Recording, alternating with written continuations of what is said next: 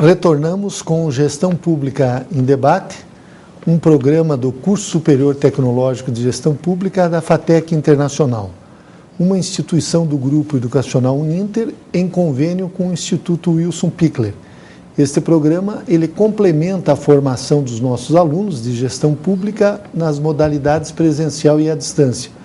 E ele também é transmitido pela CWB TV, TV Comunitária de Curitiba, canal 5 da NET e 72 da TVA.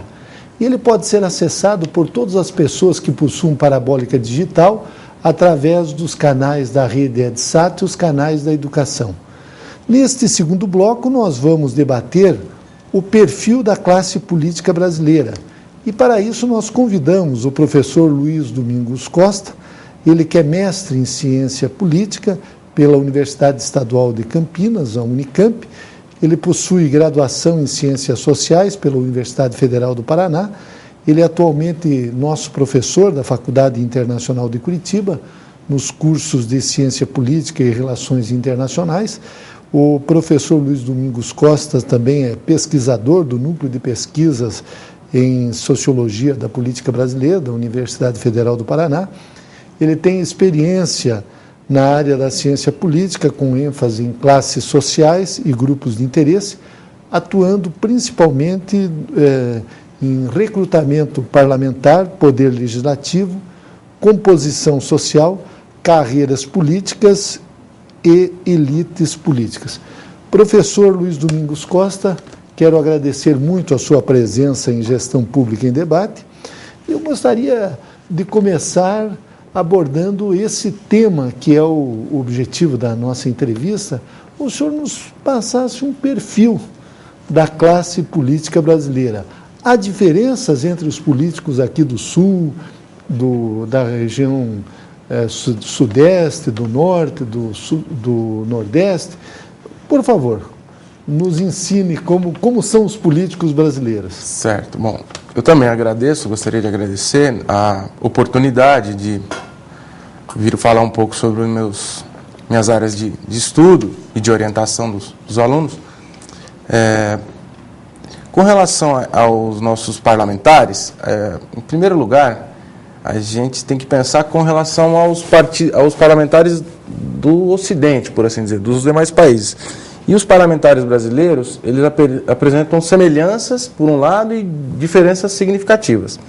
São 4 as características gerais, se a gente tivesse um retrato dos parlamentares, principalmente de Brasília, deputados federais e senadores, são 4 grandes características que os unificam, por assim dizer. Em primeiro lugar, são indivíduos que entram e saem da casa.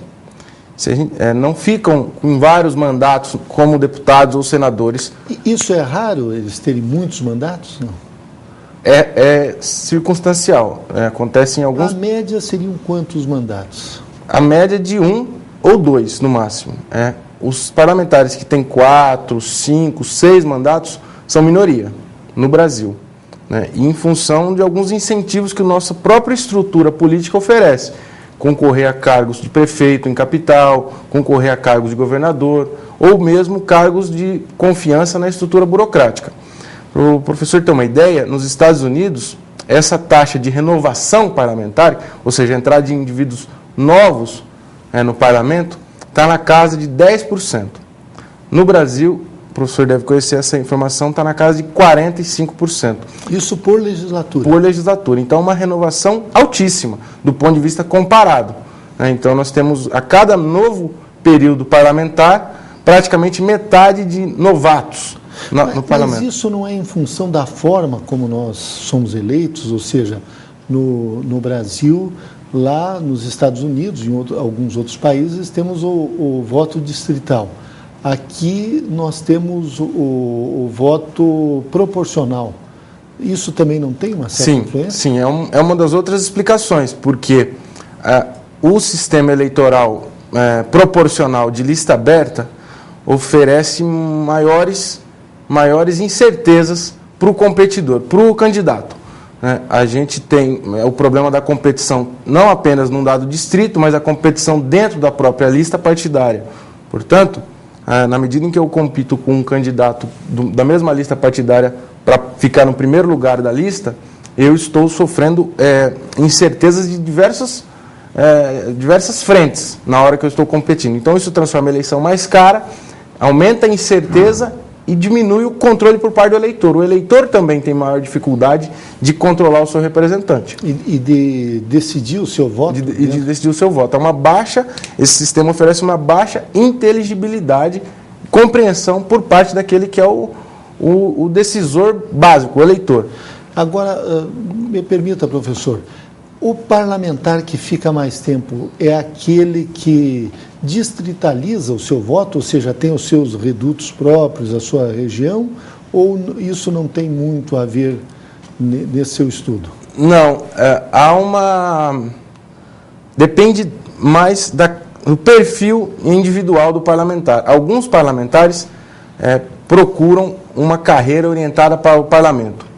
E, geralmente, esses parlamentares não têm um perfil de captação de eleitor comum. Pode ter um parlamentar que fique 4, 5 mandatos com uma votação concentrada, e pode ter aquele parlamentar que fica 5, 6 mandatos, que tem uma votação dispersa. Depende do tipo de relação que ele estabelece com o eleitor. O parlamentar mais interessado em temas difusos, por exemplo, igualdade racial, gênero, a política de mulheres, ou então meio ambiente, esse parlamentar tem uma votação difusa e, portanto, geralmente bem sucedida, se ele consegue ter firmar essa identidade com o eleitorado, e ele tem alta previsibilidade, alto sucesso eleitoral. Por outro lado, parlamentares que concentram recursos, distribuem recursos sociais, como, por exemplo, verbas no orçamento, coisas relacionadas para assistência social, hospital, etc. Esses têm votação concentrada em poucos municípios, uma região específica do distrito eleitoral, e também tem alta chance de reeleição. O tipo de vínculo que o candidato estabelece com o eleitor não é a variável que determina a sua permanência na casa. A variável que determina a permanência dele na casa é, em primeiro lugar, o tipo de carreira que ele quer montar, o tipo de ambição política do indivíduo. Aqueles com uma ambição mais voltada para o executivo são aqueles que têm carreira zigue-zague. Eles ficam na Câmara de Deputados ou no Senado e vão para uma prefeitura ou para um governo estadual. Depois eles voltam, porque a reeleição nesses espaços ela é limitada a uma. Ao passo que no Legislativo a reeleição não tem limites para ela. Então, esse que tem a ambição de cargos executivos, ele tem a carreira zigue-zague, legislativo, executivo. E tem aqueles indivíduos que privilegiam o parlamento, a minoria. E aí eles conseguem se manter no cargo por 4, 5 legislaturas. O senhor estava falando das características do perfil da classe política brasileira. O senhor abordou o primeiro tópico, que seria esse relacionado ao deputado, como ele chega, ele permanece, ele fica pouco tempo, e as outras características? A segunda ela já é colada na terceira, que é uma lenta profissionalização desses indivíduos. A segunda característica demonstra o seguinte: tem havido lentamente um decréscimo de indivíduos da alta elite brasileira. Se a gente pegasse os parlamentares do século XIX, do começo do século XX, eram basicamente empresários, grandes proprietários de terra ou filhos desses empresários. Esse fenômeno vem caindo com a consolidação da democracia entre nós. Lentamente, os indivíduos que conseguem acessar o poder legislativo no Brasil são indivíduos advindos das classes médias urbanas. Indivíduos com formação superior, são ou bacharéis, engenheiros, médicos, mas não indivíduos com perfil altamente elitizado, não são, enfim, magnatas.